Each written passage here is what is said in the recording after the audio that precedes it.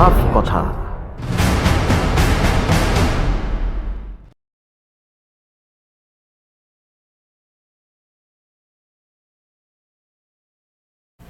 নমস্কার, ভারত টিভিতে আপনাদের স্বাগত। সবাইকে ইংরেজি নববর্ষের শুভেচ্ছা। আপনাদের সাথে রয়েছে আমি রাধা মাধব। শুরু করছি আজকের সাফ কথা। নতুন বছরের আগমনের সাথে সাথে রাজ্যে কড়া নাড়ছে বিধানসভার ভোট। বিভিন্ন রাজনৈতিক দলগুলোর মধ্যে শুরু হয়েছে চরম তৎপরতা। এরই মাঝখানে সাধারণ মানুষ জনপ্রতিনিধিদের কাছে গত 5 বছরের হিসেব চাইতে শুরু করেছে। যদি কাজে বা কথায় ব্যাপক গরমিল হয় তাহলে তার প্রভাব পড়বে ভোট বাক্সে। আবার সন্তোষজনক কাজে জনপ্রতিনিধিরা আশা করতে পারেন নবনির্বাচিত হওয়ার, এইটাই ধারণা। এরই মাঝখানে আমরা দেখছি যে আমাদের রায়গঞ্জের বিধায়ক কৃষ্ণকল্যাণী মহাশয় তিনি জনতার দরবারে পৌঁছে গেছেন তার কাজের হিসেব নিয়ে। আজকে আমাদের সাফ কথায় এই আলোচনায় রায়গঞ্জের বিধায়ক উপস্থিত হয়েছেন। আমরা তার কাছ থেকেই জেনে নেব তার কাজের হিসেব এবং এর পরবর্তীকালে তার কাজের কি পরিকল্পনা। তো আজকে রয়েছেন আমাদের রায়গঞ্জের বিধায়কের কাছে আমরা আলাপচারিতায় যাব। কৃষ্ণবাবু, আপনাকে ভারত টিভিতে স্বাগত। কৃষ্ণবাবু, আমরা দেখলাম যে আপনি নির্বাচিত হয়ে গত 1 বছরের অধিক কাল ধরে নির্বাচিত হয়েছেন বিধানসভায় এবং সেই কাজের পরিধির পর আজকে আপনি নতুন করে আপনার রিপোর্ট কার্ড প্রকাশিত করলেন যে আপনি মানুষের জন্য কোথায় কি করতে পেরেছেন, কীভাবে করেছেন এবং সেটা মানুষের কাছে আপনি আজকে তুলে ধরলেন। তো যদি একটু আমাদের দর্শকদেরকে বলেন যে আপনার এই রিপোর্ট কার্ডে কি কি রয়েছে একটু যদি বলেন। দেখুন, আজ থেকে ঠিক 1 বছর আগে আমি প্রথম রিপোর্ট কার্ড আমার পেশ করি জনগণের কাছে। আপনারা দর্শকদের দেখাচ্ছি এই কৃষ্ণকল্যাণীর রিপোর্ট কার্ড 1 বছর আগে 3.5 বছরের এর মধ্যে আমি কি কর্ম করেছি তার কর্মলিপি এর মধ্যে দেওয়া ছিল। আর তারপর আজকে ভাবেন এই যে 4.5 বছরের অতি বেশি সময় হয়ে গেছে, আজকে আমি এই বইটা সংবাদ মাধ্যমের দ্বারা আমি আজকে সাধারণ জনগণের কাছে এই বইটা আমরা পৌঁছে দিচ্ছি। এই বইয়ের মধ্যে উল্লেখ আছে যে আমার 4.5 বছরের টেনিয়রে বিভিন্ন সেগমেন্টে আমরা কি কাজ করতে পেরেছি। আজকে আমার বিধানসভায় আপনাদের মাধ্যমে আমি আমার রায়গঞ্জ বিধানসভার জনগণকে জানাতে চাই যে আমার বিধানসভায় 4.5 বছরে প্রায় 550 কোটি টাকার মতো কাজ হয়েছে, উন্নয়নমূলক কাজ আমার বিধানসভায় হয়েছে। আমার বিধানসভায় 637টা ছোট বড় রাস্তার নির্মাণ হয়েছে। তার মধ্যে 109টা বড় রাস্তা, যেই রাস্তা তৈরি করতে 178 কোটি টাকার ব্যয় হয়েছে। আমরা এডুকেশন সেক্টরেও কাজ করেছি, আমরা স্বাস্থ্য দিকেও আমরা নিজের অগ্রগতি কাজ করেছি। তারপর আমরা এডুকেশন সেগমেন্টেও কাজ করেছি। তার প্রত্যেকটা সেগমেন্টে কোথায় কোন টাকা খরচ হয়েছে তার বর্ণনা এই বইয়ের মধ্যে রয়েছে। যে 109টা রাস্তা করেছি সেই রাস্তা কোথায়, তার লেন্থ কত আর তার কত টাকা বরাদ্দ করা হয়েছে সবগুলোর ডিটেলস এই বইয়ের মধ্যে রয়েছে। এবং এর বাইরে তো সোশ্যাল সেক্টরে বোধহয় কিছু কাজ আপনি করেছেন। হ্যাঁ, নিশ্চিত সোশ্যাল সেক্টর এটা যেটা কাজ করেছি ভাবে নেন আমাদের এই বইয়ের মধ্যে যেটা সরকারি ফান্ড থেকে যেটা কাজ হয়েছে তার উল্লেখও আছে। আমি ব্যক্তিগত যেগুলো কাজ করেছি তার সামান্য আমি এর মধ্যে বিবরণ দিয়েছি। আজকে ভাবে নেন আপনার 173টার মতো ড্রেন হয়েছে। আজকে ভাবে নেন একটা দীর্ঘদিনের দাবি এই যে ট্যাগরার ব্রিজ, সেই ব্রিজটা 3 কোটি টাকা ব্যয় করে সেই ব্রিজ হয়েছে। আজকে ভাবে নেন রায়গঞ্জের দীর্ঘদিনের দাবি যে রায়গঞ্জ যাতে যানজট মুক্ত হয়, তো সেই জন্য আমরা রায়গঞ্জের কেন্দ্রে যে বাস স্ট্যান্ডটা রয়েছে সেটি স্থানান্তর করে সেটি শিলিগুড়ির মোড়ে আমরা স্থানান্তর করছি। তার জন্য 4 কোটি টাকা ব্যয় হয়েছে। তার অলরেডি টেন্ডারও হয়ে ওয়ার্ক অর্ডার হয়ে কাজ চালু হয়ে গেছে। আমরা দেখেছি নিয়ার অ্যাবাউট ওখানে 90% ল্যান্ড ফিলিংও কাজ হয়েছে। আশা করা যায় আগামী 2-3 মাসের মধ্যে আমরা নতুন বাস স্ট্যান্ড খুব তাড়াতাড়ি উপহার পেয়ে যাব। আজকে শহরের কেন্দ্র থেকে বাস স্ট্যান্ডটা সরালে নিশ্চিত 70-80% যানজটমুক্ত রায়গঞ্জ হবে। আচ্ছা কৃষ্ণবাবু, আপনি যে রাস্তাগুলো করেছেন বেশিরভাগই আমরা দেখছি বিভিন্ন গ্রাম পঞ্চায়েত এলাকাগুলোতে, কিন্তু সেই ক্ষেত্রে কিন্তু আমাদের রায়গঞ্জ যে মিউনিসিপ্যালিটি এরিয়াগুলো আছে, এই আরবান এরিয়াতে তো সেইভাবে রাস্তা না, আরবান এলাকায় কাজ হয়েছে। আমি আপনাকে বলি, এই যে মোহনবাটি স্কুল হয়ে বিধাননগরের একটা দীর্ঘদিনের যে ড্রেনেজ ব্যবস্থা, যেখানে ভাবেন রাস্তায় জল জমে থাকতো, সেই ড্রেনের জন্য 2.92 CR মানে 2,92,00,000 টাকা ব্যয় করে সেখানে ড্রেনের নির্মাণ হচ্ছে।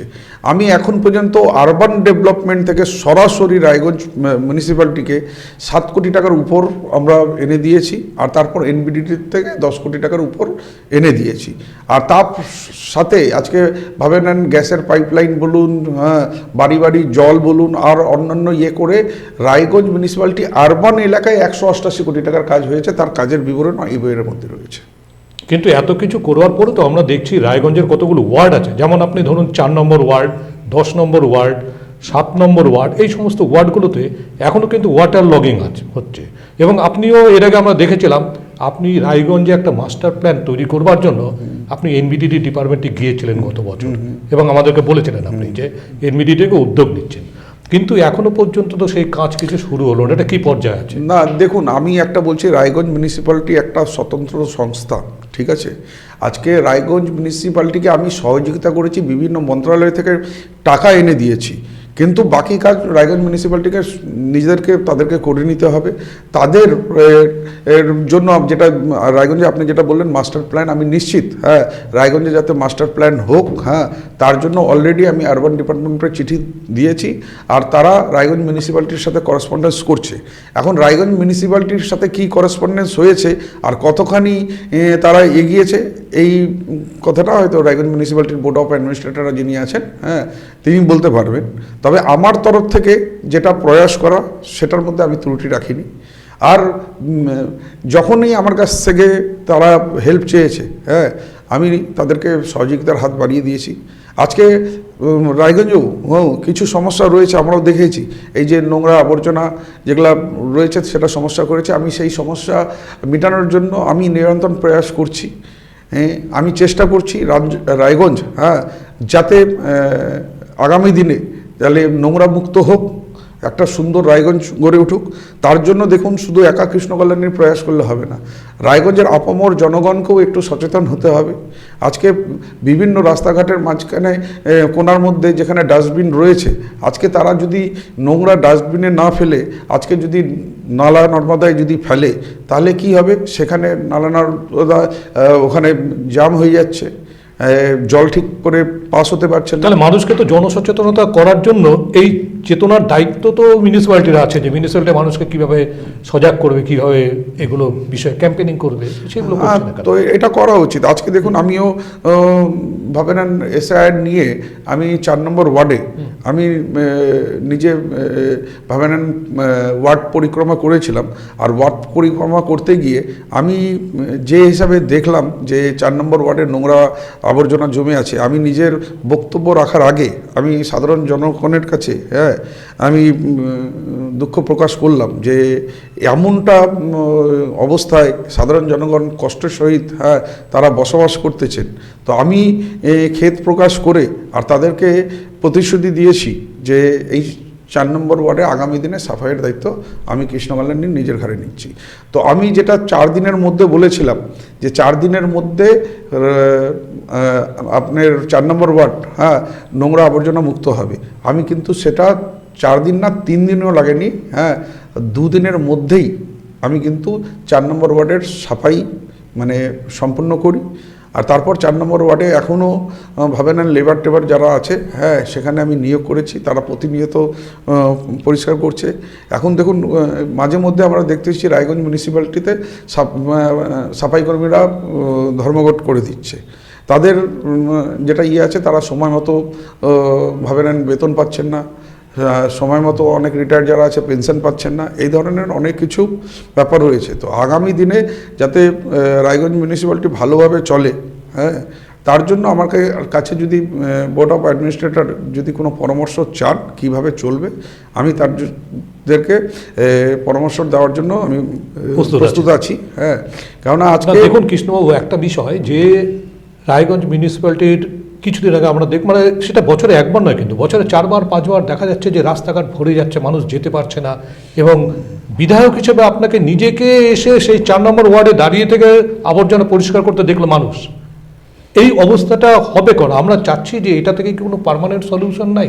না, পার্মানেন্ট সলিউশন দেখেন চেষ্টা করলেই হবে। হ্যাঁ, কোনো কিছু ইম্পসিবল না, ইম্পসিবলের মধ্যেও আই এম পসিবল আছে। হ্যাঁ, তো আজকে যদি বোর্ড অফ অ্যাডমিনিস্ট্রেটর এটাকে ঠিক করে যদি প্ল্যানিং যদি করে, আজকে দেখুন আমি একটা কথা বলি, যে কোনো মন্ত্রণালয় চালাতে গেলে ম্যানেজমেন্ট লাগে, যে কোনো অর্গানাইজেশন চালাতে গেলে ম্যানেজমেন্ট লাগে, আর একটা ভাবে নেন আমাদের মায়েরা দিদিরা একটা কিচেন চালায়, তার জন্য একটা ম্যানেজমেন্ট লাগে।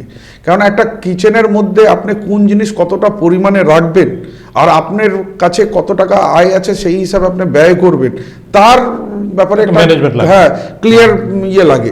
আজকে ভাবে নেন লবণ সস্তা আছে তাই বলে 2 কুইন্টাল লবণ কিনে নিয়ে কিচেন ভরালে তো হবে না। আজকে লবণ যেটুকু প্রয়োজন সেটুকু কিনতে হবে, চালের যতখানি প্রয়োজন ততখানি কিনতে হবে, তেলের যতখানি প্রয়োজন ততখানি করতে হবে, আর সেই হিসাবে ম্যানেজমেন্টটা সাজাতে হবে। সামহাও বোর্ড অফ অ্যাডমিনিস্ট্রেটর এটাকে আশা করি যে ভালো করে একটু বুঝার চেষ্টা করবেন, আর সবাইকে নিয়ে কাজ করবেন, আর নিজেদের যেটা ওন ফান্ডের যেটা রেভিনিউ রিসিপ্ট আছে সেটা কতখানি হচ্ছে, কেন উনি বেতন দিতে পারছেন না, তাহলে নিজেদের ইনকামটা বাড়াতে হবে, কি কি সোর্সে ইনকাম বাড়তে পারে। আজকে ভাবে নেন ডিরেক্ট 2 হিসাবে রায়গঞ্জ মিউনিসিপ্যালিটিকে আয় হতে পারে। একটা হচ্ছে ভাবে নেন আমাদের যে রায়গঞ্জের যারা হোল্ডিং ট্যাক্স আছে সেটা ভালোভাবে যদি কালেকশন যদি হয়, তারপর তাহলে আপনি কি কি সাজেশন দেবেন যদি মিউনিসিপ্যালিটি চায় যে তার ইনকাম সোর্সটা বাড়াবার জন্য মিউনিসিপ্যালিটি কি কি করতে পারে এই মুহূর্তে? না, প্রথম একটা জিনিস ক্লিয়ার করতে হবে, প্রথমে দেখতে হবে আমাদের রেভিনিউ, হ্যাঁ রেভিনিউ রিসিপ্টটা কত আছে। আজকে ভাবে নেন যদি সাপোজ রেভিনিউ রিসিপ্ট আমার কাছে 100 টাকা আছে, হ্যাঁ, তাহলে আমাকে আমার বাজেট এক্সপেন্ডিচারও আমাকে 100 টাকার মধ্যে করতে রাখতে হবে, ঠিক আছে। আর 100 টাকার বেশি যদি এক্সপেন্ডিচার যদি হয় তাহলে সোর্স অফ ইনকামটা আমাকে বাড়াতে হবে, জেনারেট করতে হবে। তো আজকে ভাবে নেন এই যে হোল্ডিং ট্যাক্স রয়েছে, এই যে অ্যাডভার্টাইজমেন্ট হোর্ডিং ফোর্ডিং থেকে যেটা আসতেছে, আজকে প্রথমে জানতে হবে যে ওন ফান্ডের হ্যাঁ টোটাল কালেকশন কত হচ্ছে আমাদের। আমরা এখন পর্যন্ত আমি একবার জিজ্ঞাসাও করেছিলাম, আমাকে একজন বোর্ড অফ অ্যাডমিনিস্ট্রেটরের সদস্য, আমি নাম বলছি না, হ্যাঁ, তিনি আমাকে বললেন আমি ঠিক জানা নেই, আমি কয়েকদিনের মধ্যে জানাবো। তো এখন পর্যন্ত সামাও উনি আমাকে জানাতে পারলেন না, হ্যাঁ, কিন্তু প্রথমে আয় দেখে ব্যয় করতে হবে, এই সাধারণ নিয়মটা জানতে হবে। আর এই হিসাবে যদি কাজ করেন, হ্যাঁ, তাহলে আমার যার মনে হচ্ছে যে মিস্টেকগুলো হচ্ছে, হ্যাঁ, সেটা ওভারকাম হবে, আর তাহলে ভালোভাবে পৌরসভা চলবে। আর ভালোভাবে যদি পৌরসভা চলে আর ভালো পরিষেবা যদি পৌরসভা দিতে পারে, এটাই জনগণের কামনা। আর আমি একজন রায়গঞ্জ বাসিন্দা হিসাবে আমি চাই রায়গঞ্জ মিউনিসিপ্যালিটি ভালো পরিষেবা দিক, সাধারণ জনগণ হ্যাঁ যাতে ভালোভাবে একটা সুন্দর রায়গঞ্জে বসবাস করতে চায়, এটাও আমি আমার হৃদয়ে অন্তরস্থল থেকে কামনা করছি। আর আমি বোর্ড অফ অ্যাডমিনিস্ট্রেটরকে বলবো আপনি চেষ্টা করুন, আপনার চেষ্টার মধ্যে যদি কৃষ্ণকল্যাণীর কোনো রকম সহযোগিতা লাগে আমি আছি আপনার পাশে, হ্যাঁ, আপনি আমার সাথে চর্চা করবেন কী হিসাবে হতে পারে, হ্যাঁ, আমরা নিজেদের মধ্যে আলাপ আলোচনা করে সুন্দরভাবে কীভাবে আগামী দিনে রায়গঞ্জ পৌরসভা চলতে পারে, যাতে সাধারণ মানুষের কোনো অসুবিধা না হয়, তার জন্য আমি আপনার পাশে রয়েছি। আচ্ছা কৃষ্ণবাবু, যে আপনি রিপোর্ট কার্ড প্রকাশিত করলেন আমরা দেখলাম, এ তো রাজ্যের মধ্যে আমরা কোনোদিন কোনো এমএলএকে কিন্তু আজ পর্যন্ত দেখিনি যে তার কাজের হিসাব মানুষের কাছে তুলে ধরছে। রাজ্যে প্রথম আপনি এমএলএ হিসাবে তুলে ধরলেন, তো এই রিপোর্ট কার্ডটা আপনাকে এই নির্বাচনের আগে তুলে ধরতে হলো কেন? না আমি আপনাকে বললাম, আমি 1 বছর আগেও রিপোর্ট কার্ড তুলেছি, 3.5 তখন বছর হয়েছিল। আমি কি পরিষেবা দিয়েছি, সাধারণ মানুষ কৃষ্ণ কল্যাণীকে আশীর্বাদ ভালোবাসা দিয়ে বিধায়ক বানিয়েছে, তো কৃষ্ণ কল্যাণীর দায়বদ্ধতা রয়েছে যে সাধারণ মানুষের জন্য, আমার এলাকা উন্নয়নের জন্য কি কি কাজ করেছি সেটা সাধারণ মানুষের সামনে তুলে ধরা।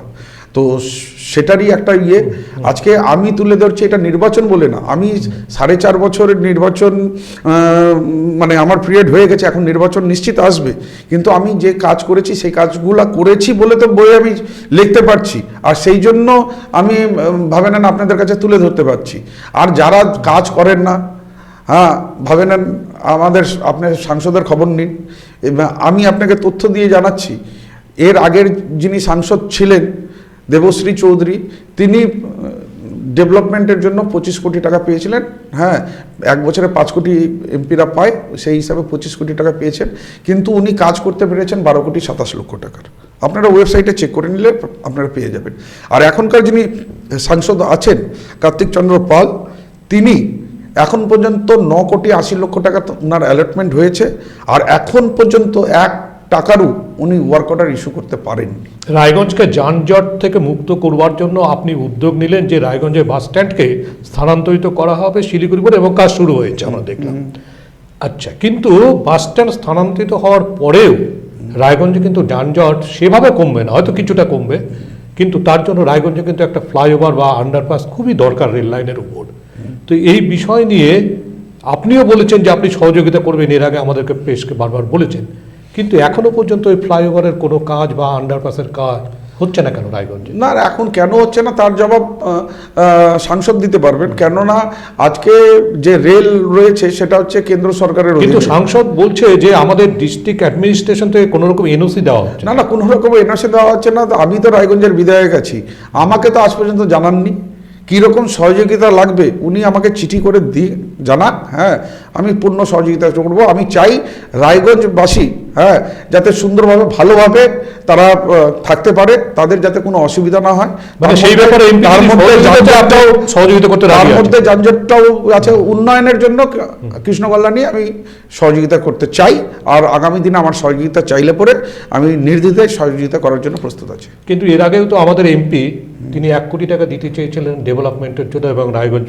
মিউনিসিপ্যালিটি বাস টার্মিনাসের জন্য ইউজ করার জন্য। না, উনি দিতে চাইছিলেন, এখানে অলরেডি ফান্ড অ্যালটেড হয়ে গেছে, প্ল্যান পাস হয়ে গেছে, ফান্ড আমরা এনবিডিডি থেকে নিয়ে আসছি। এখন দেখছেন যে এটা বিধায়ক করতেছে, তো এখন বিধায়ক করছে, জনপ্রিয়তা বিধায়ক পাবে, তার জন্য উনি একটা চিঠি করেছেন যে আমি দিতে চাই। আর যে কাজটা হয়ে গেছে সেই কাজটার জন্য আর উনি যে টাকা দিবেন, উনি তো স্পেসিফাইড বাস স্ট্যান্ডের জন্য দিবেন, আর ওই বাস স্ট্যান্ডের জন্য অলরেডি টাকা অ্যালটেড হয়ে গেছে এনবিডিডি থেকে। আমি নিজের বিধায়ক তহবিল থেকে দিয়েছি, সুডাপ থেকে দিয়েছে, তারপর তো ওই এর বেশি তো আর টাকা লাগবে না। তাহলে উনি শুধু এটা আইওয়াস আমি করতে চাইছি, মানে অন্য খাতে দেবেন, অন্য খাতে উনি দিন না, আজকে দিন। উনি রায়গঞ্জ মিউনিসিপ্যালিটিকে অত্যাধুনিক যন্ত্রপাতি দিক, যাতে রায়গঞ্জের নোংরা আবর্জনা সরতে পারে। তো মিউনিসিপ্যালিটিকে সেরকম প্রস্তাব দিয়েছিল না? মিউনিসিপ্যালিটি কি আছে, উনার সাংসদ, উনি সাংসদ আছেন, রায়গঞ্জের সাংসদ আছেন, তো উনার সাংসদ এলাকার মধ্যে রায়গঞ্জ মিউনিসিপ্যালিটি তো পড়ছে। আজকে যদি ডেভেলপমেন্টের জন্য উনি যদি দেন, আমাদের তো কোনো অসুবিধা নেই। আমরা দেখলাম যে রায়গঞ্জের এমএলএ কৃষ্ণ কল্যাণী সবসময় একটা নতুন কিছু অভিনব একটা কিছু করেন, এবং সেটা বেশিরভাগটা মানুষের জন্যই করেন।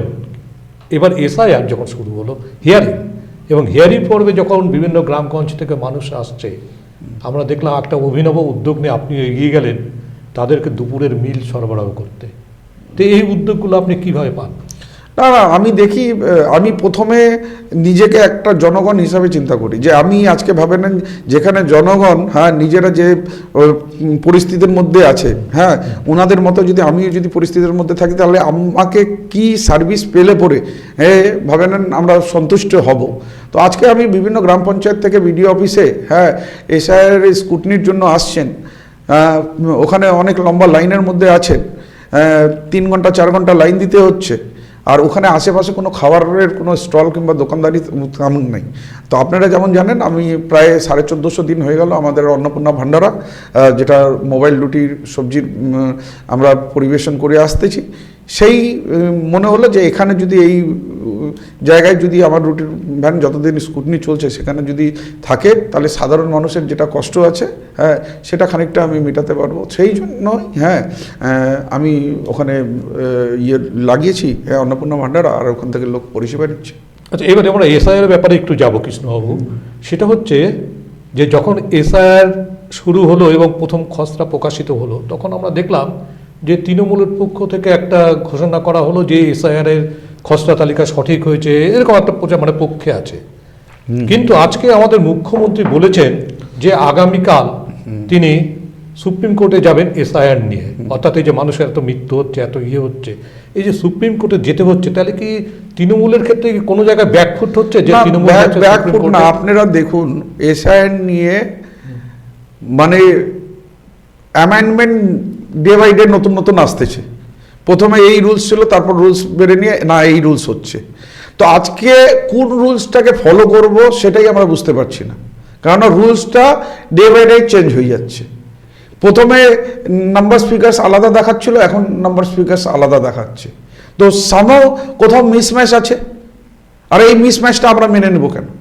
আজকে আপনারা বলুন 2024-এ যারা ভোট দিয়েছেন তাদের ভোটে সাংসদ হয়েছে, সেই সাংসদ প্রধানমন্ত্রী নির্বাচিত করেছে। এখন 2002-এর নিরিখে ওদেরকে বলা হচ্ছে যারা ওরা অবৈধ ভোটার। তো ওরা যদি অবৈধ ভোটার হয় তাহলে সাংসদ যিনি হয়েছেন উনি অবৈধভাবে হয়েছেন, আর প্রধানমন্ত্রী হয়েছেন তাহলে উনি অবৈধভাবে হয়েছেন। আজকে এসআইআর এর ভাবে না আমাদের পশ্চিমবঙ্গের মানুষের হচ্ছে।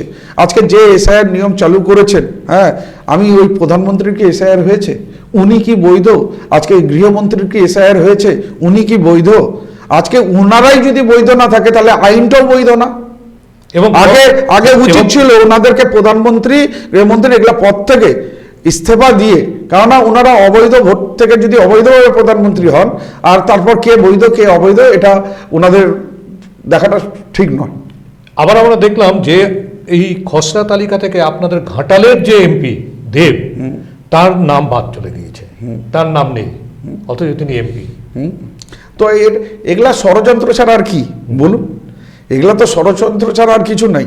উনি একবারের এমপি না, উনি ভাবেন দুবার এমপি হয়েছে, আর সংসদে প্রধানমন্ত্রী ওনাকে দেখছেন, আর তারপর ওনাকে বলতেছেন অবৈধ। তো এটার জবাব, হ্যাঁ, আমি কৃষ্ণকল্যাণী দিতে পারবো না, এটা জবাব প্রধানমন্ত্রী নরেন্দ্র মোদী দিতে পারবেন। তারপর আমরা দেখলাম যে যখন খসড়া তালিকা প্রকাশিত হলো 58,000-এর উপরে তো নাম চলে গেছে। যাক, সেগুলো হচ্ছে মৃত ভোটার বা ট্রান্সফার্ড বা 58 লাখ, হ্যাঁ 58 লাখের উপর। তো এখন বলছে যে যেটা বিজেপি প্রচার করছে যে 1.5 কোটির মতো হিয়ারিংয়ে ডাকা হচ্ছে বিভিন্ন ধাপে, এবং তার মাঝখান থেকে বলছে যে প্রায় 50%-এর মতো নাকি বাদ যাবে। এবং আমরা দেখতে পারলাম যে যাদেরকে ডাকা হচ্ছে বেশিরভাগ ক্ষেত্রে দেখা যাচ্ছে তার নামের হয়তো সামান্য একটু গরমিল রয়েছে, তার হয়তো অ্যাড্রেসের ঠিকানার কোনো একটু সামান্য গরমিল হয়েছে, বা ম্যাপিংয়ের ক্ষেত্রে সামান্য হয়তো ম্যাপিং মিলছে না। এরকম ভোটারই তো সব থেকে বেশি, তাই এটা তো আতঙ্কে রয়েছে। দেখুন, আপনাদের চ্যানেলের মাধ্যম দিয়ে আমি সাধারণ জনগণকে জানাতে চাই যে আমাদের মানবিক মুখ্যমন্ত্রী মমতা বন্দ্যোপাধ্যায় বলেছেন পশ্চিমবঙ্গে একটা বৈধ ভোটারের নাম কাটা যাবে না। আর তার জন্য, হ্যাঁ, আমরা নিরন্তর প্রয়াস করছি।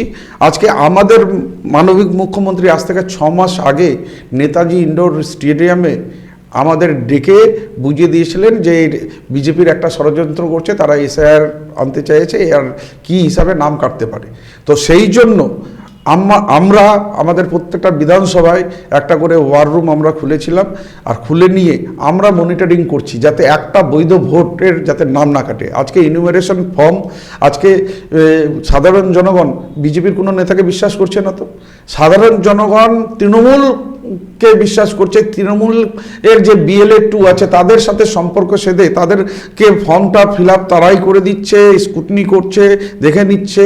সেখানে আপনারা দেখবেন যে একটা বিজেপির কোনো কর্মীরা এই এসআইআর নিয়ে কিছু কথা বলছে না, আর তারা কোনো সহযোগিতাও করছে না। আজকে আমরা দেখলাম যে সাংসদ কার্তিক চন্দ্র পাল তার কার্যালয়ের ওখানে উনি লিখেছেন সিএ সহায়তা কেন্দ্র। আরে সিএ তো পশ্চিমবঙ্গে ইমপ্লিমেন্টই হয়নি। আপনি কি করে সিএ সহায়তা কেন্দ্র আপনি লিখছেন? আর সিএ সহায়তা কেন্দ্রে আপনি কি সিএ ফর্মটা ফিল আপ করেছেন? আজকে আমরা দেখেছি 19 লক্ষ লোক আসামে ফিল আপ করেছিল, আজকে তারা কোথায়? তারা হচ্ছে আসামের ডিটেনশন ক্যাম্পে, তারা তাদের বাড়ি থাকেও তারা বাড়ি হারা। আর এই 19 লক্ষের মধ্যে 14 লক্ষ হচ্ছে হিন্দু। আজকে ভাবে নেন, যাদের বাড়ি ছিল বাড়ি চলে গেছে, আজকে জমি ছিল 1 নম্বর খতিয়ানে সিজ হয়ে গেছে, কাদের আধার কার্ড রেশন কার্ড সব ক্যান্সেল হয়ে গেছে, তারা কোনো সরকারি এই সুবিধা পাচ্ছেন না। আজকে শরণার্থীর মতো জীবনযাপন করছে। আজকে 2 বছরের বেশি তারা ডিটেনশন ক্যাম্পে আছে, এখনো মামলা মোকদ্দমা চলছে, সেখান থেকে তারা বেরোতে পারছেন না।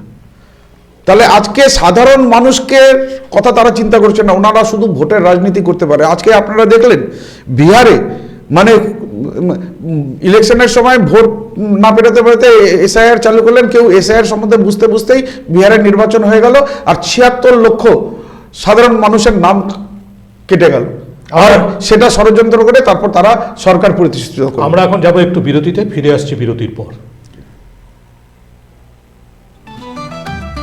রেডিমেড পোশাকের মনকাড়া কালেকশন নিয়ে এবার হাজির রায়গঞ্জের বসন্ত স্টোর্স। একই ছাদের নিচে পেয়ে যাবেন লেহেঙ্গা, চুড়িদার, শাড়ি, ব্লেজার সহ ছোট বড় সবার মনের মতো পোশাক। তাই আর দেরি নয়, আজই আসুন বসন্ত স্টোর্সে। আমাদের ঠিকানা বিধাননগর মোড়, এনএস রোড, রায়গঞ্জ, উত্তর দিনাজপুর।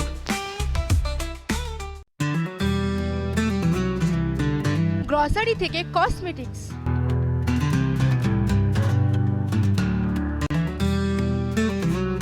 আপনার যে কোনো প্রয়োজনীয় জিনিস পেয়ে যাবেন একই ছাদের তলায়। আমাদের ঠিকানা এলআইসি মোড়, রায়গঞ্জ, উত্তর দিনাজপুর।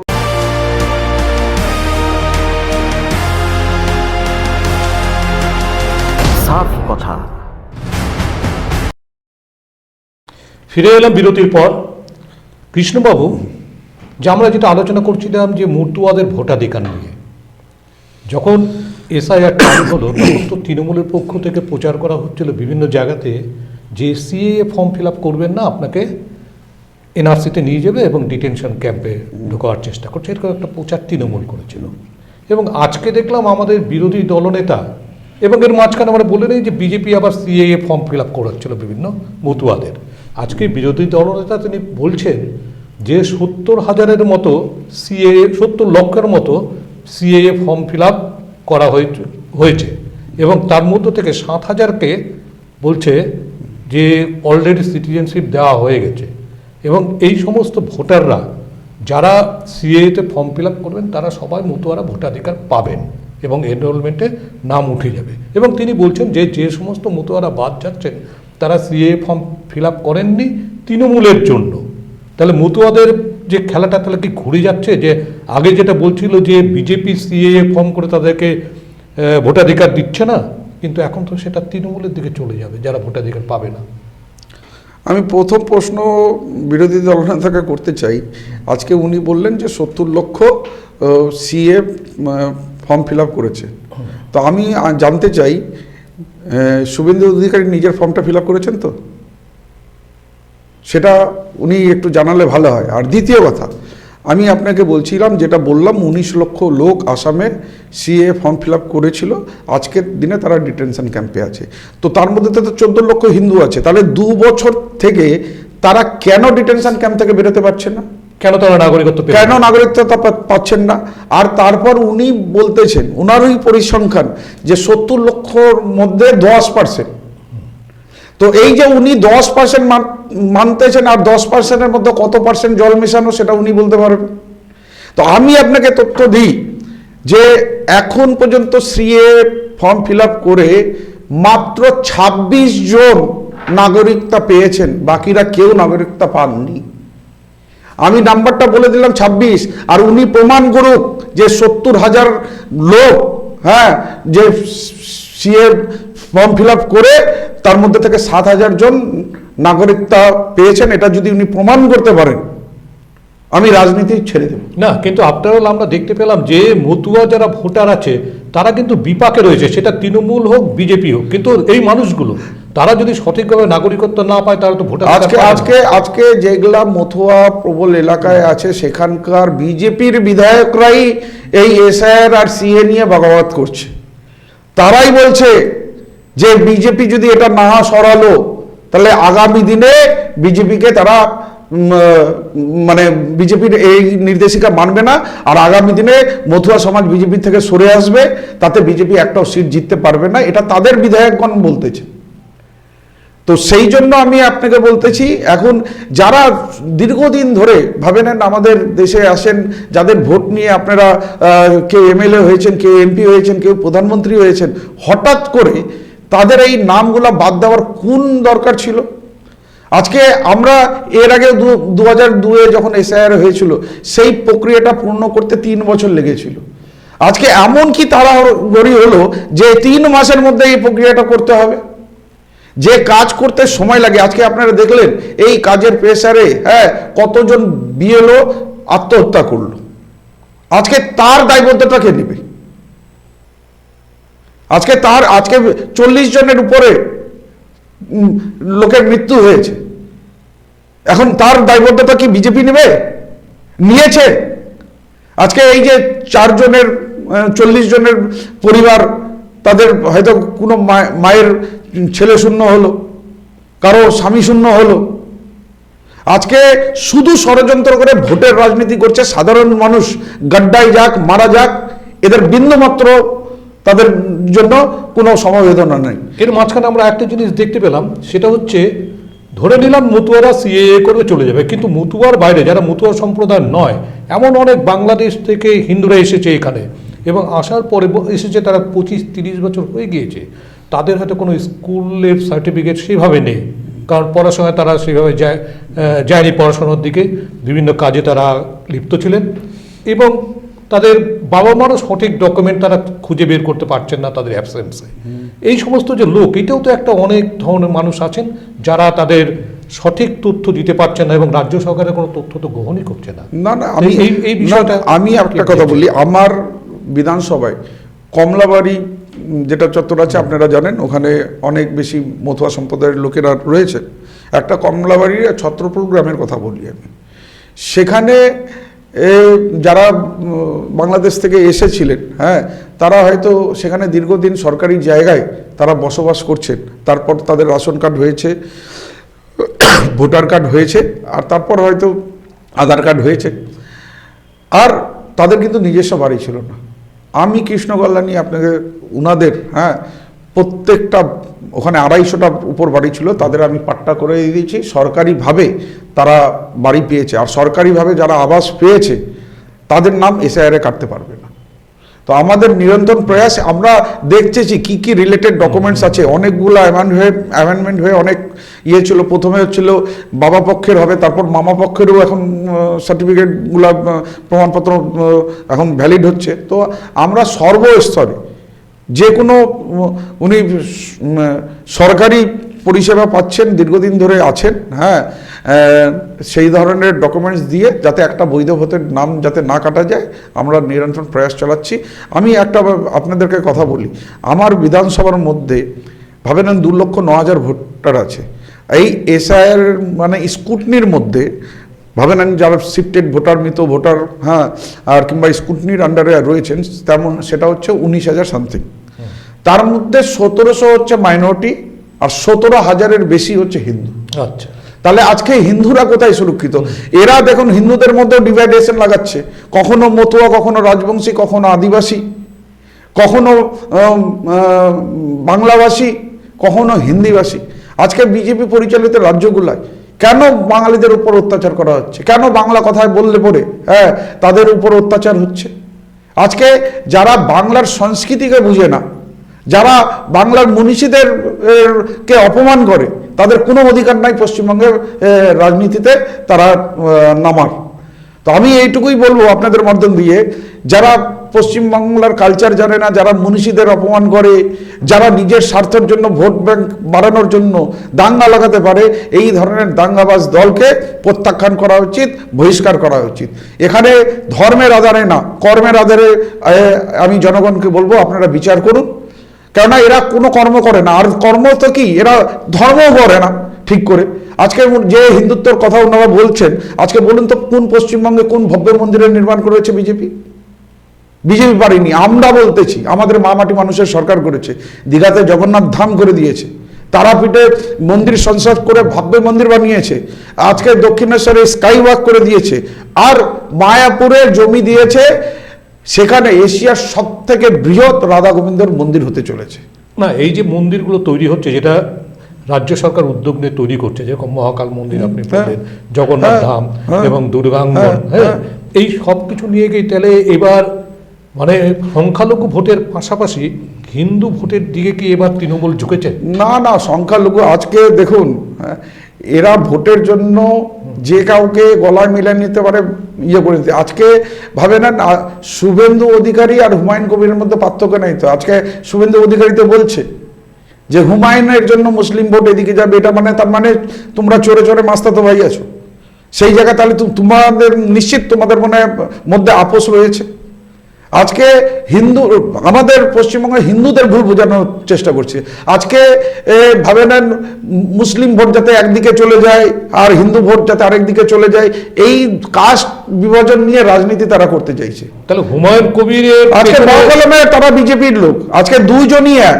আমরা দেখেছি এই হুমায়ুন কবির বিজেপি থেকে দাঁড়িয়েছিল, আর তার সাথে পুরোনো যে সম্পর্ক বিজেপির রয়েছে, হ্যাঁ, এটা এখন বহিঃপ্রকাশ হলো, মানে শুভেন্দু প্রজেক্ট। হ্যাঁ, একদম শুভেন্দু প্রজেক্ট, এটা ক্রিয়েটেড, এটা ক্রিয়েটেড। আজকে বিজেপি মদত না দিলে হুমায়ুন কবিরের অত বড় অকাত হয়নি এই ধরনের, ভাবে নেন একটা মসজিদের জন্য এত ফান্ড জোগাড় করে নিবে, অনেক কিছু করে নিবে। আজকে তার সাথে বিজেপির পুরানো দিনের সম্পর্ক, আর আজকে সম্পর্ক, ভালো সম্পর্ককেই বিজেপি এখন সেটাকে সহযোগিতা করছে হুমায়ুন কবির। এই হুমায়ুনের পর আমরা দেখলাম আপনার রাজ্যসভার সাংসদ মালদার মৌসম বেনজির নূর, এবং সে তো কংগ্রেসে জয়েন করে গেল। তাহলে এটা কি তৃণমূলের ক্ষতি হবে না?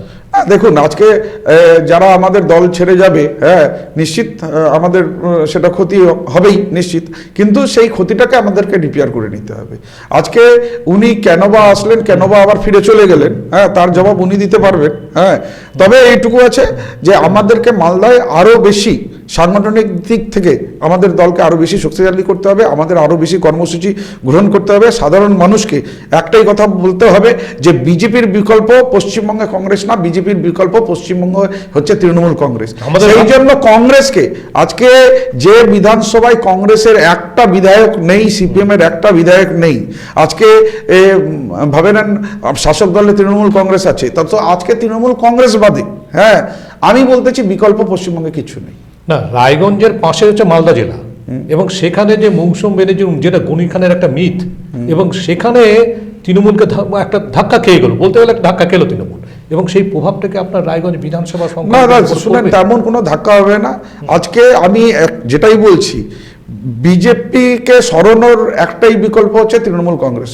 আমি মৌসুম নূরকে বলবো, উনি কিন্তু ভুল কাজ করলেন।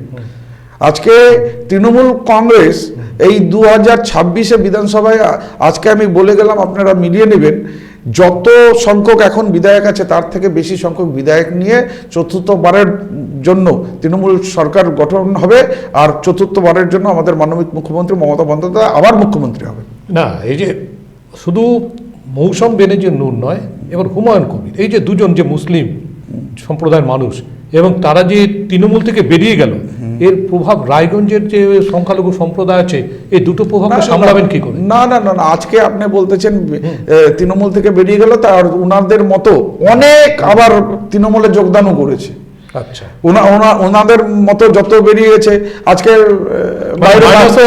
বিশ্বাস কংগ্রেস থেকে উনি তো তৃণমূলে আসলেন তো আজকে তৃণমূল মৌসুম নূরকে কে তৃণমূল কংগ্রেস পোস্ট দিয়েছিল, সেটা হচ্ছে ইলেক্টেড না সিলেক্টেড রাজ্যসভার মেম্বার বানিয়েছিলেন উনি, কিন্তু মানে পাবলিকের ভোটে জিতে জনপ্রতিনিধি হননি, উনাকে আমাদের তৃণমূল কংগ্রেস থেকে বানানো হয়েছিল।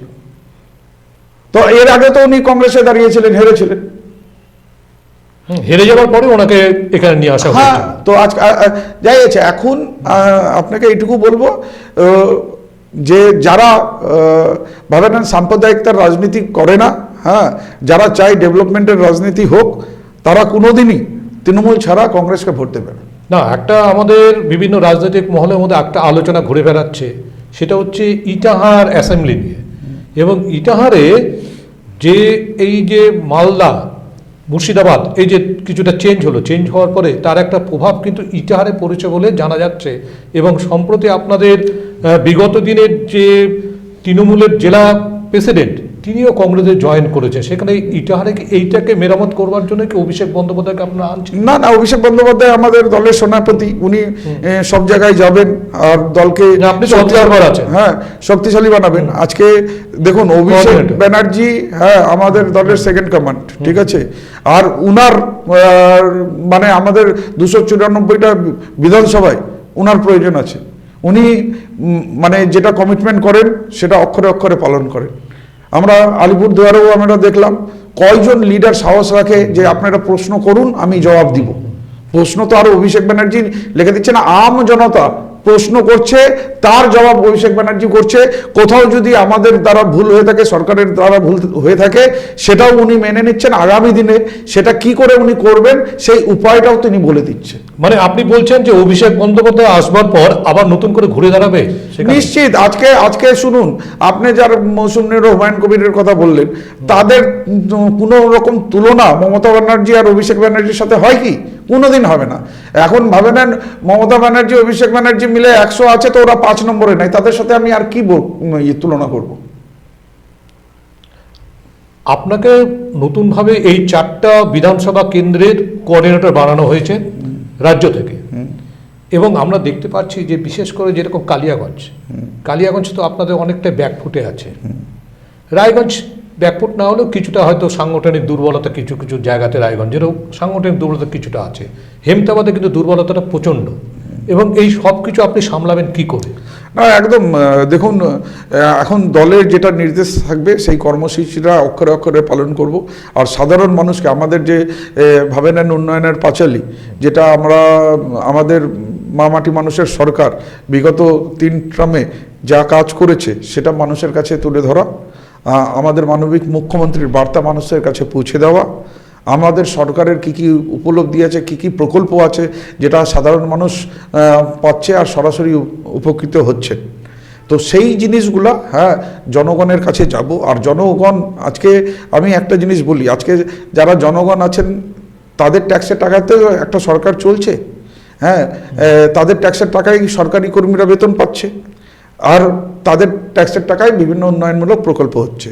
আজকে ভারতবর্ষে 3 রকম ট্যাক্স আছে, ইনকাম ট্যাক্স, সেন্ট্রাল এক্সাইজ, আর হচ্ছে আপনার জিএসটি। আর এই 3টা ট্যাক্সের পশ্চিমবঙ্গ থেকে একটা আমি তথ্য আপনাদেরকে দিই। পশ্চিমবঙ্গ থেকে ভাবে নেন ট্যাক্স কেন্দ্র সরকার কত তুলছে আর রাজ্য সরকার কত তুলছে, তার পরিসংখ্যান আপনাদেরকে দিচ্ছি।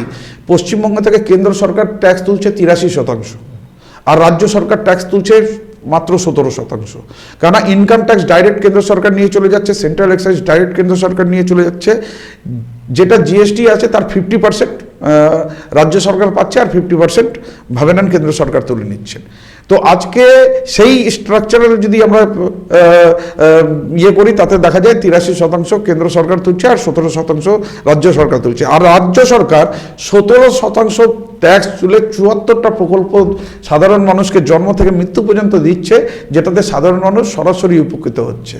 তো আজকে আপনাদের মাধ্যমে যারা ভাবে নেন বিজেপির সাপোর্টার রয়েছেন, তাদেরকে আমি জিজ্ঞাসা করতে চাই যে কেন্দ্র সরকার রাজ্য থেকে 83% ট্যাক্স তুলে নিয়ে রাজ্যের বাংলার জনগণকে একটা কোনো প্রকল্প দিয়েছে যেটাতে সরাসরি সাধারণ মানুষ উপকৃত হচ্ছে? একটা প্রকল্প তারা দেয়নি যে সাধারণ মানুষ সরাসরি উপকৃত হচ্ছে। 2টা প্রকল্প ছিল, 100 দিনের কাজ, সেটাও তারা বন্ধ করে দিলেন। তার টাকাও কে দিল? মামাটির মানুষের সরকার, আমাদের মানবিক মুখ্যমন্ত্রী মমতা বন্দ্যোপাধ্যায়। আবাস যোজনা সেটাও বন্ধ করে দিলেন। 12 লক্ষ পরিবারের উপর মাথার ছাদের ব্যবস্থা কে করলেন? আমাদের মানবিক মুখ্যমন্ত্রী মমতা বন্দ্যোপাধ্যায়। আর 16 লক্ষ বাড়ি এই জানুয়ারি মাসের মধ্যে প্রথম কিস্তির টাকা ঢুকে যাবে। আর তার মধ্যে আমার রায়গঞ্জ বিধানসভারও আমি বলতেছি 16,000-এর নতুন বাড়ি, হ্যাঁ, তারা এই জানুয়ারি মাসের মধ্যে পাবে। তো আজকে সব জায়গায়, হ্যাঁ, দেখুন কাজ, রাস্তাঘাটের উন্নয়ন কারা করছে? আজকে তৃণমূল কংগ্রেস, আজকে আপনারা দেখুন কোথাও আপনার মিউনিসিপ্যালিটির কথা বললেন, কোনো রাস্তাঘাটের কথা বললেন, হ্যাঁ, আজকে আপনারা বলছেন কাউন্সিলরকে দোষ দিচ্ছেন, নাহলে বিধায়ককে দোষ দিচ্ছেন। আজকে আমাদের থেকে তো বেশি বড় জায়গায় সাংসদ আছে, তো সাংসদের একটা দায়িত্ব নেই যে একটা রাস্তা বানাবে? সাধারণ জনগণ তো ভোট দিয়েছে। আজকে একটা ভাবে নেন যে ওয়ার্ডের কাউন্সিলর হয়, সে হয়তো 3-4টা বুথ জিতে নিয়ে কাউন্সিলর হচ্ছে, আমি বিধায়ক হয়তো 213টা বুথ নিয়ে আমি বিধায়ক হচ্ছি, আর যে সাংসদ হচ্ছেন 2200টা বুথে লড়ে উনি সাংসদ হচ্ছেন। তো আজকে এই 2200টা বুথের মধ্যে উনি একটা বুথেও একটা নারকেল ফাটাতে পারেননি, একটা রাস্তা কোনো উন্নয়ন করতে পারেননি। তো সাধারণ মানুষ ওনার কাছে কৈফিয়ত পাবে না। আমি কৃষ্ণ কল্যাণী, আমি 4.5 বছরের রিপোর্ট কার্ড এই বইয়ের মধ্যে আমি সাধারণ জনগণের কাছে রাখছি। আর এটার মধ্যে এটাও আপনাদেরকে বলে দিচ্ছি, আমি 3,34,000-এর বেশি পরিষেবা মানুষকে দিয়েছি। আমার কেউ তার মধ্যে আপনাদেরকে বলে দিচ্ছি বিশেষভাবে, কেউ কারো লক্ষ্মীর ভাণ্ডারের আবেদন, কারো স্বাস্থ্যসাথীর কার্ডের আবেদন, কারো ভাবেন কিষাণ ক্রেডিট কার্ড, কারো হচ্ছে স্টুডেন্টস ক্রেডিট কার্ড, সবুজ সাথীর আবেদন, এই করে নিয়ে টোটাল 3,34,000টা পরিষেবা আমি সমাধান অফিসে দিয়েছি। আর সেখানে আপনাদেরকে বলছি, কেউ 1-2টা পরিষেবা নিয়েছে, কেউ 3টা নিয়েছে, কেউ 4টা নিয়েছে, কেউ 1টা নিয়েছে, কিন্তু কম করে বলে দিচ্ছি 1 লক্ষ লোককে পরিষেবা দিয়েছি। আর 1 লক্ষ লোকের আমার বিধানসভার তাদের ফোন নাম্বার, মোবাইল নাম্বার আমার কাছে আছে, সে কোন দিন এসে কি পরিষেবা নিয়েছে তার ব্যাপারে। এবার কালিয়াগঞ্জের ব্যাপারটা একটু আপনি বলুন, যেহেতু আপনি দায়িত্বে আছেন কালিয়াগঞ্জ বিধানসভা। কালিয়াগঞ্জে আমরা দেখতে পেলাম যে বেশ কয়েক বছর ধরে যে কংগ্রেসের একটা শক্ত ঘাঁটি ছিল এক সময়, এবং সেই কংগ্রেসের ভোটগুলো কিন্তু বেশিরভাগটাই কিন্তু বিজেপিতে কিন্তু কনভার্টেড হয়ে গেছে, এবং সেখানে একটা কিন্তু বিজেপির শক্ত ঘাঁটি তৈরি হয়ে কোনো শক্ত ঘাঁটি এই নেই। জায়গাটাকে আপনারা কিভাবে, কোনো সংগঠন ঘাঁটি নাই, সাংগঠনিকভাবে শক্তিশালী বিজেপি নাই। আজকে আমি বলতেছি, আপনারা মিলিয়ে দেখে নেবেন, কালিয়াগঞ্জ সিটটাও আমরা জিততে চলেছি। আজকে যারা যারা আমি বলে দিচ্ছি কি করে জিততে চলেছি, আমরা বলে দিচ্ছি, ঠিক আছে? আজকে কালিয়াগঞ্জ রাজবংশী প্রবল এলাকা, আপনারা জানেন ভালো করে। আজকে কালিয়াগঞ্জের ভানের সাংসদ রাজবংশীদের বোকা বানিয়ে লোকসভায় ভোট নিতে সক্ষম হয়েছে। আজকে যারা কালিয়াগঞ্জ, আপনারা জানেন খুব উত্তেজনা হয়েছিল, কালিয়াগঞ্জ থানা পুড়েছিল ডলি বর্মনের ওই ঘটনাকে ঘিরে নিয়ে। তারপর সেই ডলি বর্মনের মাকে নিয়ে শুভেন্দু অধিকারী রাজনীতি করলেন, আর যখন তার রাজনীতির উদ্দেশ্য বেরিয়ে গেল, তারপর সেই ডলি বর্মনের মাকে মানে ছেড়ে দিলেন। আর সেই মা যখন আমার কাছে আসলো যে আমি খুব কষ্টে আছি, একটা আমার কর্মসংস্থানের ব্যবস্থা করে দিন দাদা, তো আমি তো বললাম, আপনার বাড়িতে তো আমি গিয়েছিলাম, মুখ্যমন্ত্রী আমাকে পাঠিয়েছিলেন, আপনাদের যেটা দাবি ছিল কম্পেনসেশন, আপনাদেরকে 15 দিনের মাথায় 8,24,000 টাকা কম্পেনসেশন ছিল, 15 দিনের মাথায় 4,12,000 টাকা অ্যাকাউন্টে ঢুকিয়ে দিয়েছিল, আর তারপর 15 দিন পর 4,12,000 টাকা পেয়েছেন। আর তারপর আপনারা মানে আপনি সেটাকে রাজনীতিকরণ করলেন। শুভেন্দু অধিকারী বলে হ্যাঁ আমাকে ভুল বুঝিয়ে আমাকে নিয়ে রাজনীতি করে নিল, আর যখন তাদের যখন সিদ্ধি হয়ে গেল সব কিছু, তখন আমাকে কিন্তু ছেড়ে দিল। এখন আমার কিন্তু একটা কর্মসংস্থার খুব প্রয়োজন, আমি চলতে পারছি না। ওনার কথা শুনে আমি আমার মানবিক মুখ্যমন্ত্রী মমতা বন্দ্যোপাধ্যায়কে ফোন করলাম। আমি দিদিকে জানালাম, দিদি এই যে ডলি বর্মনের ঘটনাটা মনে আছে, যেটা কালিয়াগঞ্জ থানা চলেছিল, উত্তপ্ত হয়েছিল? দিদি বললো হ্যাঁ মনে আছে। বললাম আজকে ওই ডলি বর্মনের মাকে নিয়ে শুভেন্দু অধিকারী রাজনীতি করলেন, আজকে মাঝ দরজায় ছেড়ে দিয়েছেন, এখন ইনি খুব অসহায় দিদি, ইনাকে একটা কর্মসংস্থানের ব্যবস্থা যদি করে দেওয়া হয় তাহলে খুব ভালো হবে। উনি একজন রাজবংশী মহিলা, যেই হিসাবে রাজবংশীদের সাথে শুভেন্দু অধিকারী রাজনীতি করলো, সেটা কাম্য ছিল না। আজকে তারা সবাই বুঝতে পেরেছে, এখন কিন্তু দিদি আপনার কাছে ভরসা করে এসেছে। তো আমি সেটা উনাকে বললাম, উনি আমাকে বললেন যে ওর বায়োডাটা ওএসডি সৌম্যদাকে পাঠিয়ে দাও। আমার সাথে সেটা শনিবার কথা হলো, আর সোমবারের মধ্যে আমি ওনার বায়োডাটা পাঠালাম। আর আমাদের মানবিক মুখ্যমন্ত্রী মঙ্গলবার দিনের মধ্যে একদিনের মধ্যে ওনার চাকরি করে দিলেন। আজকে ল্যান্ড রিফর্ম ডিপার্টমেন্টে কালিয়াগঞ্জে উনি চাকরি করছেন। তো এই যে রাজবংশী সম্প্রদায়ের কাছে, তারা তো রাজবংশী সম্প্রদায়কে নিয়ে রাজনীতি করেছে, আর রাজবংশী সম্প্রদায়কে যদি কেউ মর্যাদা দিয়েছে, যদি কেউ সম্মান করেছে, তার নাম হচ্ছে আমাদের মুখ্যমন্ত্রী মমতা বন্দ্যোপাধ্যায়। আজকে রাজবংশী ঠাকুর পঞ্চানন বর্মন নামে কলেজ করে দিয়েছেন, 200টার বেশি রাজবংশী স্কুল হয়েছে। আর আজ সেই রাজবংশী স্কুলের যারা শিক্ষকরা রয়েছেন তারা সরকারি এই স্যালারির আওতায় এসেছেন। তো রাজবংশী নিয়ে কে কাজ করছে? না, এটা তো দেখলাম যে কালিয়াগঞ্জে আপনি সেটা কৃষ্ণ কল্যাণী ব্যক্তিগতভাবে রায়গঞ্জের এমএলএ হয়ে তিনি কালিয়াগঞ্জের ক্ষেত্রে এই যোগাযোগটা করে দিলে তার একটা উপকার করবেন। কিন্তু আমরা দেখলাম যে যেভাবে উন্নয়নটা রায়গঞ্জে হয়েছে বা করণদিঘিতে হয়েছে, কালিয়াগঞ্জে কিন্তু সেভাবে কিন্তু উন্নয়নটা হয়নি। এটা কারণ কালিয়াগঞ্জে কিছুটা হয়েছে, কালিয়াগঞ্জে কি বিজেপি বিধায়ক থাকার জন্যই কি হয়েছে? না, কালিয়াগঞ্জে কে বললো? আপনারা দেখবেন, আমি আপনাকে বলছি, পথশ্রীর তহত কালিয়াগঞ্জে 76টা রাস্তা হয়েছে। কয়েকটা রাস্তার আমি উদ্বোধন করে এসেছি। কালিয়াগঞ্জে অনেক কয়টা ব্রিজ হয়েছে। কালিয়াগঞ্জে হ্যাঁ মেডিকেল কলেজ হচ্ছে, 250 সিটের মেডিকেল কলেজ হচ্ছে। উন্নয়ন আমরা করেছি, আমাদের সরকার করেছে। আমরা দেখতে যাই না যে এখানে তৃণমূল জিতছে না এখানে অন্য কেউ জিতছে। যেখানে উন্নয়নের দরকার, সাধারণ জনগণ যাতে উপকৃত হয়, সেই চিন্তা ভাবনা করে আমাদের মানবিক মুখ্যমন্ত্রী মমতা বন্দ্যোপাধ্যায় কাজ করছেন। আমরা তো কালিয়াগঞ্জ জিতিনি, তাও কেন উনি মেডিকেল কলেজ করছেন? আজকে আমি বিধায়ক হওয়ার আগে কোনোদিন রায়গঞ্জে কোনো তৃণমূলের বিধায়ক হয়েছিল? আমি তৃণমূল কংগ্রেসের প্রথম বিধায়ক। কিন্তু আপনি দেখুন রায়গঞ্জ ইউনিভার্সিটি উনি করে দিয়েছেন, রায়গঞ্জে মেডিকেল কলেজ উনি করে দিয়েছেন। উনি এটা দেখেন না যে কোথায় আমাদের বিধায়ক আছে, কারা আমাকে ভোট দিয়েছে, কারা। উনি পশ্চিমবঙ্গের সাধারণ 10 কোটি মানুষের জন্য কাজ করে। আচ্ছা, এবার একটু আপনার বিধানসভার মধ্যে একটু আসি আমরা, যে আপনার বিধানসভার মধ্যে যেটা রায়গঞ্জ মিউনিসিপ্যালিটি একটু আগে আলোচনা হলো, যে বিভিন্ন জায়গাতে বিভিন্ন রকম উন্নয়ন হয়েছে, পরিস্থিতি অনেক খারাপ রয়েছে অনেক জায়গাতে রায়গঞ্জের। কিন্তু আমরা দেখলাম যে এর মাঝখানে রায়গঞ্জে বিশেষ করে বাজারগুলো আপনি যদি যান দেখতে পাবেন যে বড় বড় দোকানগুলো, আমরা কিন্তু ছোট কোনো ব্যবসায়ীর কথা বলছি না, যে যারা সকালবেলায় এসে একটু চট পেতে বসে তারা 2 ঘন্টা বিক্রি করে চলে যান, তারা কিন্তু রাস্তা দখল করেন না, তারা চলে যান। কিন্তু রায়গঞ্জের কিছু কিছু স্থায়ী ব্যবসায়ী দেখা যাচ্ছে বাজারগুলোতে এমনভাবে দোকান পোশাকটা রাস্তার উপরে তুলে এনেছে যে সেখানে যারা পেডিস্ট্রিয়ানস আছে তারা হাঁটতে পারছে না। এই একটা পরিস্থিতি, দুর্ঘটনা প্রতিদিন ঘটছে রায়গঞ্জ মোহনবাটি বাজার, বন্দর বাজার এবং মেন রাস্তাগুলো, সেগুলোতে। এইগুলোতে কেন নজর নেই? এগুলো আপনার নজর? না, এটা নিশ্চিত আমার নজর রয়েছে। হ্যাঁ, এখানে যারা দোকানদারগুলো রয়েছেন ফুটপাতের মধ্যে নিজের দোকানের জিনিসপত্র রাখছেন, এটা সত্যি খুব দৃষ্টিকটু লাগে। আজকে সকলকে সচেতন হতে হবে। আজকে শুধু আপনারা দোষারোপ করলে হবে না। আজকে যদি ওই দোকানদার নিয়ম শৃঙ্খলা মেনে নিজের দোকানে যদি মালপত্র রাখে, তাহলে এই ধরনের দৃষ্টিকটু জিনিস তো দেখা যায় না।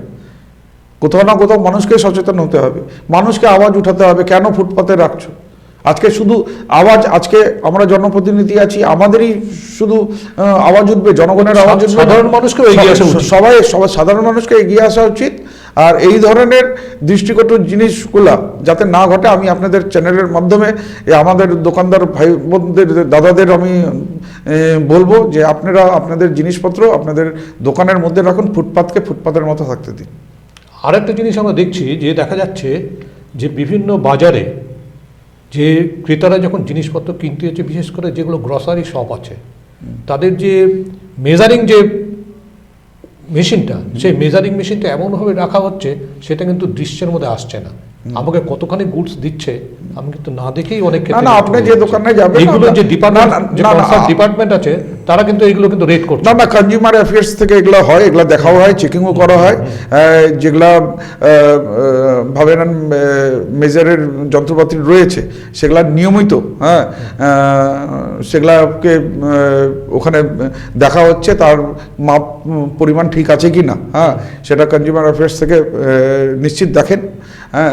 আর সেটা মানুষকেও সজাগ সচেতন হবে। আজকে আপনি কোনো দোকানে কোনো জিনিস কিনতে যাচ্ছেন, আপনি যা টাকা দিচ্ছেন সেই টাকার জিনিস পাচ্ছেন কি না, সেটা তো দায়িত্ব নিজের আছে, সেটা তো মানুষকে সচেতন হতে হবে।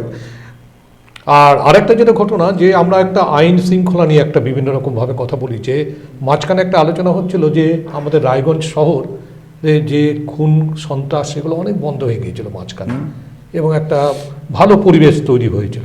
এবং তার মাঝখানেই দেখলাম যে আপনাদের তৃণমূল যুব সভাপতি নব্যেন্দু ঘোষকে মার্ডার হতে হলো সেই না না না না, এটা মার্ডার আমি বলতে চাই না, এটা এখন পুলিশ তদন্ত করছে, হ্যাঁ, তদন্তের অধীনে আছে। হ্যাঁ, অ্যাকচুয়াল কি ঘটনা ঘটেছিল তদন্ত না হওয়া পর্যন্ত এটা নিয়ে আমি কিছু বলবো না। হ্যাঁ, পুলিশ প্রশাসন তদন্ত করছে, সঠিক তথ্য জনগণের কাছে বেরিয়ে আসবে, হ্যাঁ, তখন আপনারা জানতে পারবেন। বিধানসভার ভোট তো এগিয়ে এলো 2026-এর, এবং এই বিধানসভার ভোটের আগে আপনি মানুষের কাছে কি কি প্রতিশ্রুতি নিয়ে না না, আমি মানুষের কাছে যেটা কাজ মানে আপনি কি রায়গঞ্জ থেকে দাঁড়াবেন? নিশ্চিত, আমি আর কোথা থেকে দাঁড়াবো? আমি রায়গঞ্জের বিধায়ক, রায়গঞ্জ থেকেই দাঁড়াবো। হ্যাঁ, মানে সেক্ষেত্রে মানুষের কাছে আপনার কি? না, সেটা আমি দেখুন, আমার কর্মলিপি আমি দিয়েছি। হ্যাঁ। আর সাধারণ মানুষকে বলবো, হ্যাঁ, এটা বিধানসভা নির্বাচন, দল আমাকে যদি প্রার্থী করে আমি কৃষ্ণ কল্যাণী, হ্যাঁ, এটা কৃষ্ণ কল্যাণীর নির্বাচন, ঠিক আছে? এটা কোনো পৌরসভা নির্বাচন না, এটা না কোনো লোকসভা নির্বাচন। এই নির্বাচন বিধানসভার নির্বাচন, দল আমাকে প্রার্থী করলে এটা কৃষ্ণ কল্যাণীর নির্বাচন। হ্যাঁ, রায়গঞ্জের ক্ষেত্রে মেন কি কি টার্গেট আপনার থাকে? না, যে কাজগুলো মেন করবেন আপনি? না, রায়গঞ্জের ক্ষেত্রে দেখুন, আমার একটা যেটা দাবি ছিল, হ্যাঁ, সেটা 90% কাজটা আমি করতে পেরেছি, সেটা হচ্ছে রায়গঞ্জ বারসইয়ের। হ্যাঁ, এটা একটা আমাদের বড় দরকার। হ্যাঁ, তো সেই কাজটা আমি করব। সেই কাজটা দেখুন, এই কাজটা আমাকে করতেই হবে, এই জন্য করতে হবে, রায়গঞ্জ বারসইয়ের যদি আজকে এই ব্রিজটা হয়ে যায়, রায়গঞ্জ কিন্তু ইকোনমিক্যালি অনেকটা এগিয়ে যাবে। এটা আমরা বলেছি, আমি মুখ্যমন্ত্রীর সাথে কথা বলেছি, এটা আমাদের ফাইন্যান্স থেকেও অ্যাপ্রুভ হয়ে গেছে, কিন্তু বিহারের একটা এনওসি পেলে পরে এটা হবে। হ্যাঁ, এবার দরকার করতে হলে নির্বাচনের পর আমাকে বিহারে গিয়ে দরবার করতে হলে আমি বিহারে যাব, এটা এনওসিটা নিয়ে আসে। আমি আপনাকে কথা দিলাম যে আমি যদি বিধায়ক হয়ে আসি, আমি প্রথম প্রাথমিকতা দিয়ে এই কাজটা করব। না, সেক্ষেত্রে কি এনওসি পেতে বিহার থেকে কোনো অসুবিধা হচ্ছে আপনাদের? আমরা অনেক চিঠি চাপাটি করেছি, আমরা সেই হিসাবে প্রত্যুত্তর পাচ্ছি না। সেই ক্ষেত্রে আমাদের রায়গঞ্জের এমপি, তার সঙ্গে যদি যোগাযোগ করা যায় এনওসির ব্যাপারে, তিনি কি আনতে পারেন? তাদের তো বিজেপির সাংসদ ওখানে রয়েছেন। নিশ্চিত, আজকে তো উনি চিঠি দিয়েছেন এনএচআই ডিপার্টমেন্ট থেকে। হ্যাঁ, উনি চিঠি দিয়েছিলেন, ওনার সোশ্যাল মিডিয়া কিছুদিন আগে আমি চিঠি ঘুরে বেড়াতে দেখি, হ্যাঁ, যে উনি নাকি ওখান থেকে স্যাংশন করিয়ে দিচ্ছে। আর ওই চিঠি ঘুরে বেড়ানোর সময়টাও অনেক 1 বছরের মতো হয়ে গেছে প্রায়। তো ওনার ওই চিঠিটাও সোশ্যাল মিডিয়া থেকে হারিয়ে গেছে।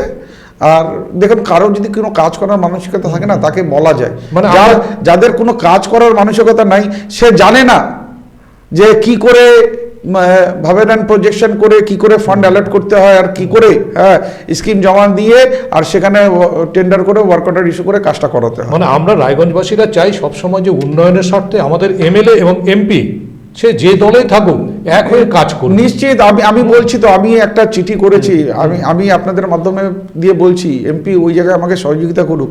আজকে আমাদের রায়গঞ্জের আশেপাশের লোকেরা, তারা সাউথে যান চিকিৎসার জন্য, চেন্নাই যাচ্ছেন, কেউ হায়দ্রাবাদ যাচ্ছেন, কেউ ব্যাঙ্গালোর যাচ্ছেন।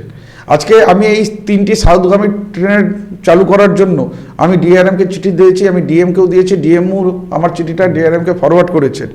আর যেটা দিল্লির সপ্তাহে 1 দিন ছিল, সেটা যাতে 7 দিন হোক, হ্যাঁ, তার দাবি করেছি। আর যেটা পুরানা রুটেই ওই ট্রেনটা যাতে চলুক। আগে যেটা 22 ঘন্টা লাগতো, এখন 34 ঘন্টা লাগে। আমি চাইবো দিল্লির ট্রেনটা সপ্তাহে 7 দিন ফিরে আসুক, আর ওই 22 ঘন্টার মধ্যে রায়গঞ্জের মানুষ যাতে দিল্লিতে পৌঁছে যেতে পারে। আর রায়গঞ্জে ব্যবসায়িক দিক থেকে আরও ইনফ্রাস্ট্রাকচার ডেভেলপমেন্ট করার দরকার রয়েছে। সেখানে যদি রায়গঞ্জে যদি একটা র্যাক পয়েন্ট হয়, তাহলে কমার্শিয়ালি অনেকটা ইভ্যালুড হবে রায়গঞ্জ। একসময় ছিল রেক পয়েন্ট ছিল, উঠে গেছে, ঠিক আছে।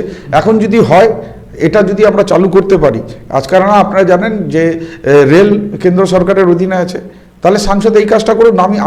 আমি চিঠি দিয়েছি, আমার চিঠিতে হয়ে গেল না কার চিঠিতে হয়ে গেল, হওয়া নিয়ে মতলব, রায়গঞ্জের মানুষ সুবিধা পাওয়া নিয়ে মতলব, ঠিক আছে। তাহলে উনি দরবার করুন।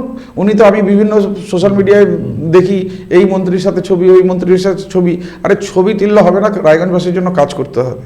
আজকে আমি বই প্রকাশ করলাম কাজের, আমি চাইবো যে আগামী দিনে আপনিও একটা বই প্রকাশ করুন, আর আপনি 5 বছরে কি কাজ করেছেন তার ব্যাখ্যা দিয়ে আবার লোকসভায় আপনি দাঁড়াবেন, আর লোক তখন আপনার কাজের উপর ইয়ে করে আপনাকে কেউ সমর্থন দেবে, কেউ আপনাকে হয়তো সমর্থন দেবেন। আজকে সময়ের অভাবে আমরা আর এগোতে পারছি না। আজকে এখানেই শেষ করছি আমাদের সাফ কথা। সুস্থ থাকুন, ভালো থাকুন। কৃষ্ণবাবু, আপনাকেও ধন্যবাদ আমাদের ভারত টিভিতে আসবার জন্য, মূল্যবান সময় দেওয়ার জন্য। Thank you.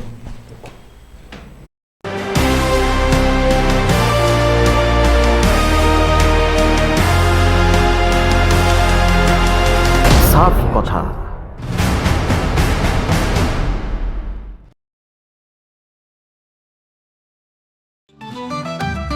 রেডিমেড পোশাকের মনকাড়া কালেকশন নিয়ে এবার হাজির রায়গঞ্জের বসন্ত স্টোর্স। একই ছাদের নিচে পেয়ে যাবেন লেহেঙ্গা, চুড়িদার, শাড়ি, ব্লেজার সহ ছোট বড় সবার মনের মতো পোশাক। তাই আর দেরি নয়, আজই আসুন বসন্ত স্টোর্সে। আমাদের ঠিকানা বিধাননগর মোড়, NS রোড, রায়গঞ্জ, উত্তর দিনাজপুর।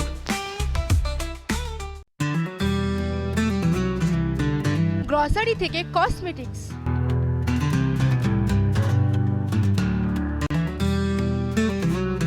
আপনার যে কোনো প্রয়োজনীয় জিনিস পেয়ে যাবেন একই ছাদের তলায়। আমাদের ঠিকানা LIC মোড়, রায়গঞ্জ, উত্তর দিনাজপুর। চোখের সমস্যা বাড়ার আগেই আজই আসুন জীবন রেখা হসপিটাল, আপনার পরিবারের নতুন ভরসা। আপনার স্বপ্ন এবার আপনার শহর রায়গঞ্জে।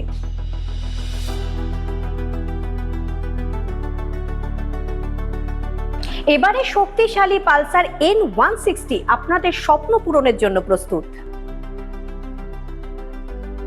সবচেয়ে কম দামে এবং আকর্ষণীয় ছাড়ে পেয়ে যাবেন আপনার স্বপ্নের বাইকটি। মাত্র 5,999 টাকা ডাউন পেমেন্টে করুন আপনার স্বপ্ন পূরণ। এছাড়াও থাকছে 6,000 টাকা পর্যন্ত ডিসকাউন্ট এবং 10 বছরের ওয়ারেন্টি ও 2 বছর ফ্রি সার্ভিসের সুবিধা। সাথে থাকছে আরও অতিরিক্ত সেভিংসের সুযোগ। তাই আজই আসুন বাজাজ হুইলসে। আমাদের ঠিকানা পূর্ব অশোকপল্লী, পুরনো জাতীয় সড়কের পাশে, রায়গঞ্জ, উত্তর দিনাজপুর।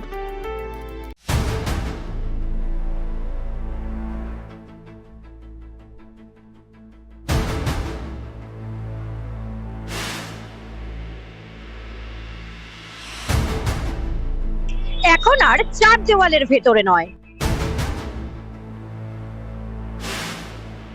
এবার সরাসরি আপনার মুখোমুখি।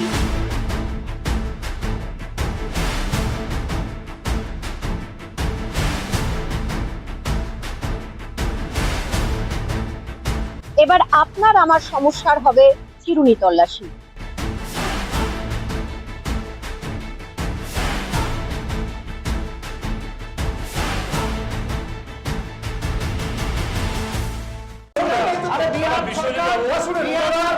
রায়গঞ্জের উন্নয়নে কি এক হবে শাসক বিরোধী? ঝগড়া নয়, রাজনৈতিক বিতর্ক দেখুন সাফ কথায় ভারত টিভিতে। আমি রাধা মাধব, আমার সাথে দেখুন সাফ কথা প্রতি রবিবার দুপুর 3টায়।